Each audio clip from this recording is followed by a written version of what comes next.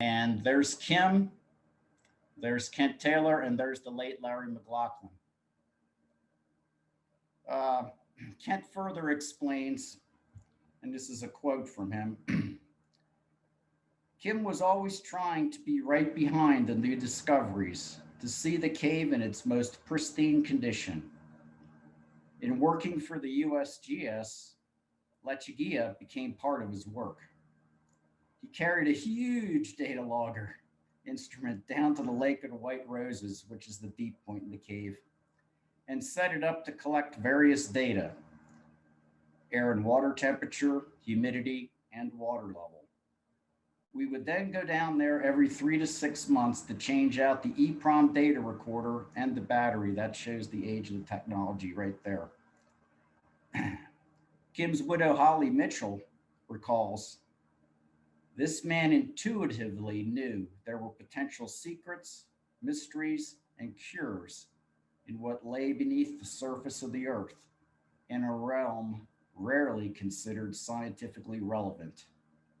Lechuguilla for Kim and many others became the setting where data collection opened multiple scientifically and medically relevant studies. She also adds, plus, Kim was happiest when he was underground, which is true. And this New Mexican cave allowed Kim to follow a cherished pursuit in a unique work environment. And I really want to thank Kent and Holly for providing both photos and information for this talk. Whoa, the camera had a freak out there. Okay, so here's a picture of Kim downloading water level data from that data logger he installed at Lake of the White Roses, which again is the deep point in the cave below the far east section. This lake was discussed yesterday in detail by Peter Bolt, who dove it, and by Paul Berger regarding water levels. The data logger that Kim installed, we think around 1990, only operated for a couple years, and I really don't know whatever happened to that data. Kim was perhaps best known in the caving community for his scientific research in Lechuguilla Cave. Pat Cambyses remarked, Kim recognized the critical link between cave exploration and the scientific research that was possible because of that exploration. After reviewing survey notes and trip reports, Kim sought out the cave explorers who were pushing the boundaries of the cave, many times right after and sometimes during the expeditions. It was not uncommon to get a phone call from Kim asking for more details about the new discoveries or clarifications of observations noted in the trip reports. It was right after some of those conversations that he gleaned insights into potential scientific questions. So, for the rest of my talk, I'm going to highlight some of the many projects that Kim was involved in Lechuguilla Cave.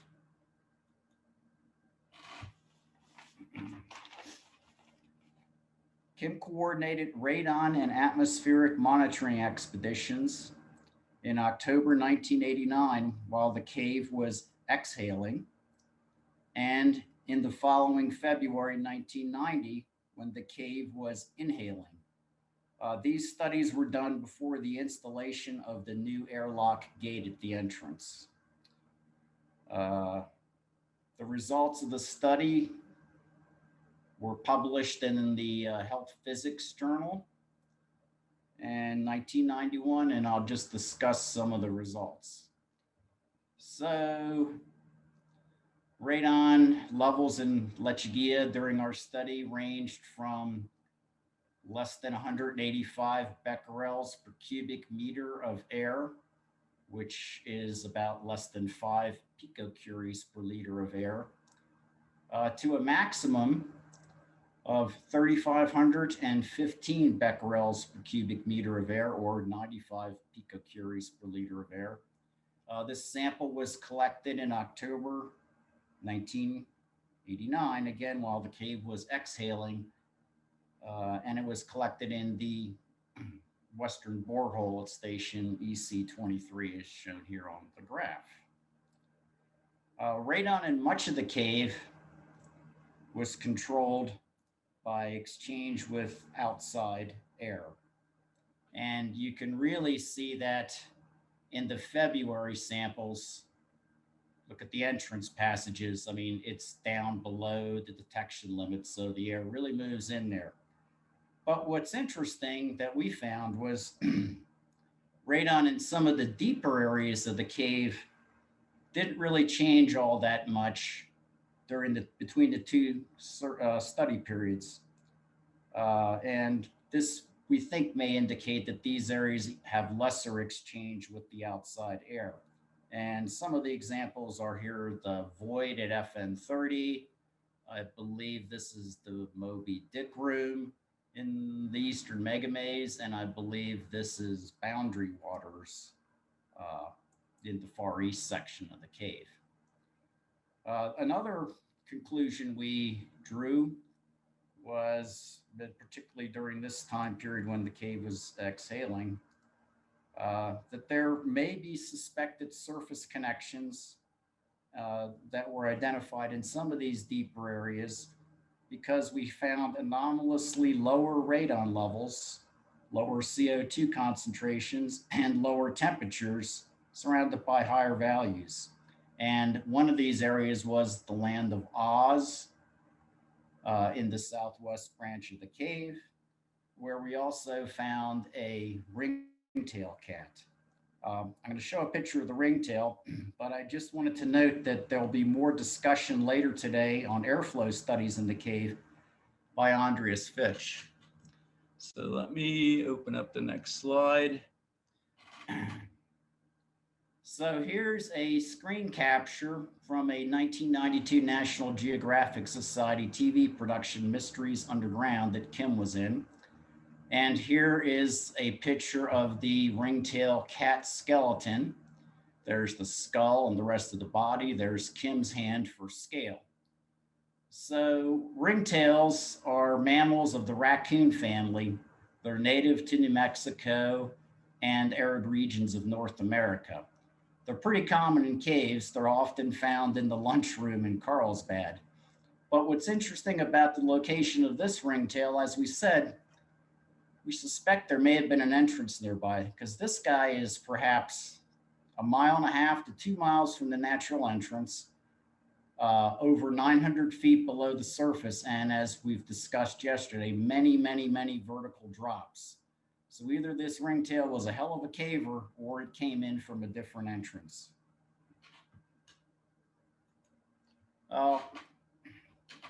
So perhaps one of the studies that Hazel mentioned earlier, Kim's microbiology stuff, we'll go through some of that now. Kim was the first to recognize the diverse cave-wide microbiology of Lechuguilla Cave, including bacterial and fungal colonization on calcite speleothems. This scanning electron microscope photomicrograph was one of the first that Kim ever took from a sample of calcite folia near the deep point at Lake of the White Roses. And you can see the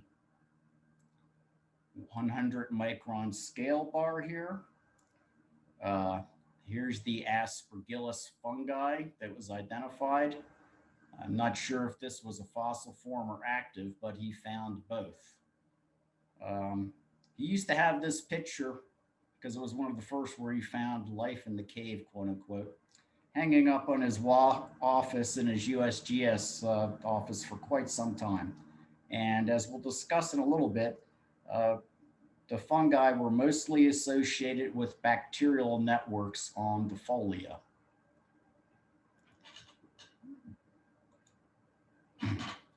This picture was shown yesterday in color by Pat Cambyses. I just had to take a black and white of it off a article.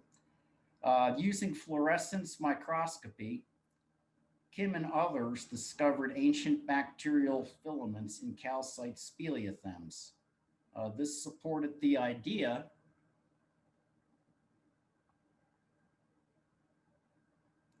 that these speleothems are biologically assisted and were called biothems. And the filaments perhaps acted as nucleation sites for the growth of calcite crystals. These webulites, as these guys were called, were photographed by Norman Thompson. Uh, they are a fossil form, or not living at the moment. And this indicated that there has been long-term bacterial colonization of the cave. There are also pull fingers noted that Donald Davis discovered many times in the cave. They did fluorescent microscopy on those also, and also found evidence of bacterial filaments. So biothems kind of became a name that we used a lot for some of the formations in the cave. So this may be perhaps one of his most interesting finds. Kim first presented the idea that the ferromanganese corrosion residues in the cave are aided by suspected rock-eating, my term, chemolitho-autotrophic bacteria. And he presented this idea at a 1994 Karst Waters Institute meeting in Colorado Springs. Did a much more thorough discussion of the cave's bacteria, fungi, and biokarst that appeared in the Environmental Geology Journal in 1995. There's the reference. And Kim took this scanning electron microscope photomicrograph from a sample of corrosion residue collected in the far east section of the cave. And it shows, here's the Capitan limestone bedrock, here's the corrosion residue, and it clearly shows that the bedrock substrate has been broken down and enmeshed by these filaments, which we believe are chemolitho-autotrophic bacteria that are literally breaking down the rock, and the iron manganese are part of its metabolism. That's a big mouthful. But you can also see the 10 micron scale bar here. So this stuff is pretty tiny. Okay. Kim was also among a group of cave scientists that realized the extremophile life in the cave could be possible analogs for extraterrestrial life. He helped take NASA scientists Penny Boston and Chris McKay into the cave to study the microbiology as a possible analog for life on Mars. There's going to be a lot more talks today on Lechuguilla microbiology by Diana Northrup and by Hazel Barton.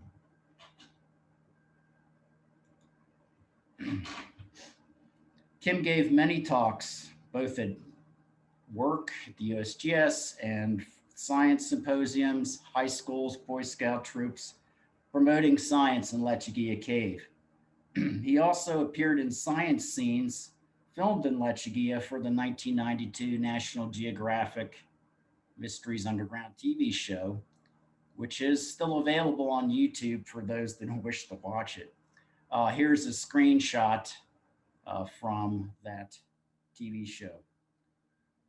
Kim also served on a multi-agency task force, including Bureau of Land Management staff, National Park Service staff, at the time, Lechuguilla Cave project directors, as well as petroleum industry representatives. And the task force was formed to prevent potential impacts to the cave from oil and gas drilling or wells on adjacent BLM lands. On an August 1991 expedition, Kim released helium inside Lechuguilla Cave that was monitored by many cavers and on the surface by BLM personnel. And the samples were collected in stainless steel evacuated cylinders that weighed, I don't know, weighed a lot. But Kim jokingly called them cylinders from hell. But Jim Goodbar will actually present more on the helium study later today. So Kim's last project was investigating paleotectonic and paleohydrologic influences on speleogenesis in the Guadalupe Mountain, and he was conducting that project with Harvey Duchesne. In 2000, just prior to his passing, Kim asked Harvey to finish the paper, which Harvey did, and he published it in this 2006 New Mexico Geological Society guidebook. And of course, Kim is listed posthumously. Harvey may talk more about this later on today, but I'm just going to give a brief discussion. So this cross section taken from their paper, and this is approximately Eocene age, 35 to 38 million years ago. It shows the structural configuration of what would become the Guadalupe Mountains area.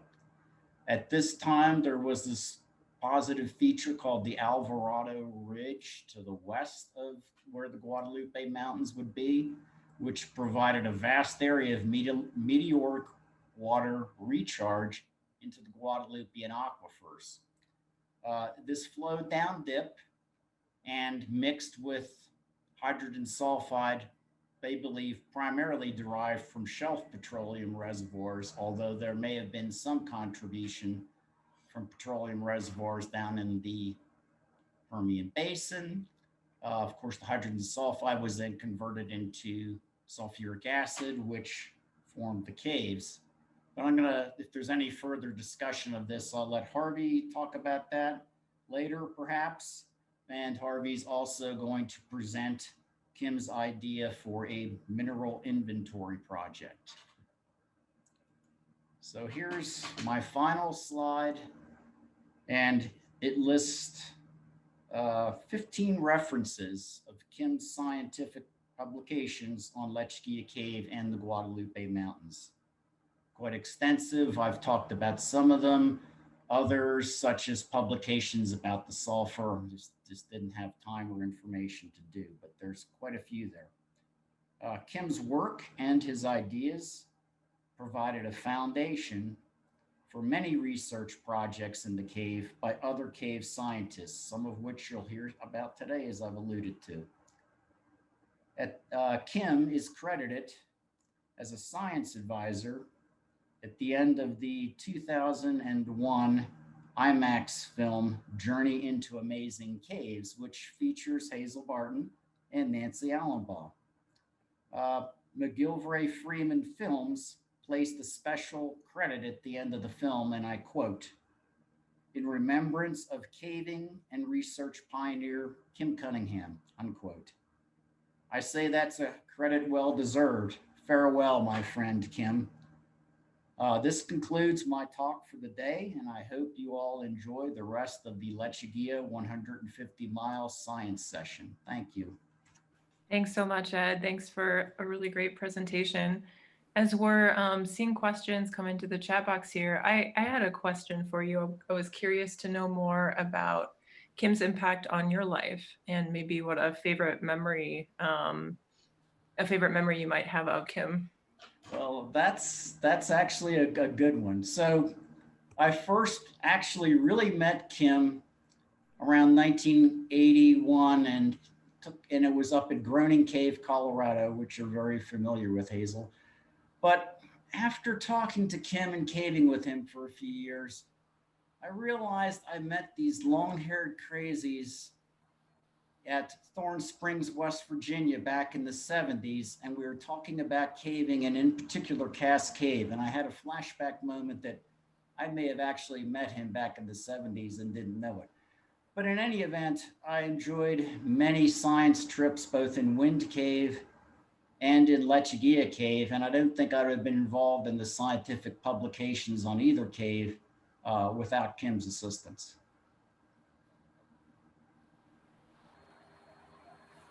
Thanks, Ed. So there was a question earlier in the chat box, and there's been a variety of answers posted, but I will put it to you as well. Do all of these bacteria require an atmosphere not familiar with bacterial respiration. That was a question in the chat box for you. Boy, I'd rather have someone like you answer that. I'm not quite sure how to do that. I can answer it for Johanna. Bacteria, so respiration is a term that's actually kind of a misnomer. It's based on human respiration and the fact that we use oxygen to catabolize our food. Bacteria are a lot more metabolically diverse, so they're not dependent on oxygen. They can use iron, they can use sulfur, they can use nitrogen, they can use manganese, they can use copper. I'm trying to think. There's a pretty big list, and then the things that can, donate energy. It doesn't have to come from food as we would classically think about it. They can pull energy directly from, hydrogen sulfide gas or from ammonia in the rock. So the only thing that they won't, and somebody was mentioning maybe that they wouldn't metabolize in a vacuum. That's true, but they wouldn't necessarily die in a vacuum either. So yes, I'll jump in on that one. So you may have heard of them. They're called chemolithoautotrophs. It just means chemistry eating as opposed to what we are, heterotrophs, food eating. Thanks, H. So I've got another question for you, and this is Johanna. It is, someone is asking about the story of when Kim first saw life in a water sample. Not so sure it was a water sample. I'm not quite recalling that. Again, what I recall him being most excited about was he had gotten a bunch of foliage samples on one of his, with permit, mind you, on his trip to the Lake of White Roses. And it was when he did some scanning electron microscopy of that, is when he found the aspergillus and other things. So the water sample one, that's one I'm just not familiar with. Again, Kim went on many, many trips in the cave. I was only fortunate enough to go on a few of them. However, I did take him in the cave for his first trip. Oh, that's great. All right, another question. Were his studies part of formal USGS projects or independent research? It's a little bit of both. As you can see, some of his some of his publications were published in the USGS, and others were published in various other guidebooks. So he had some informal support from his bosses that varied over the years. So again, the answer is sometimes yes, sometimes no. Thanks, Ed. Question from Paul Berger. Is there any more of Kim's research that you were involved with that never got published? I know he was working, I know he had some work on the salt basin graben that he was keeping close to the vest. Salt basin graben, no, I'm not familiar with that. I'm not sure if that had something to do with the paleotectonic paper that I mentioned earlier or not. But Kim did keep a lot of stuff under his vest, and towards the end of his life, he kind of moved out of town to go to work in Oklahoma, I believe. So I wasn't in communication with him. So whatever his final secret projects are, I don't know. All right, well, thank you again, Ed, for an excellent presentation to get us kicked off this morning.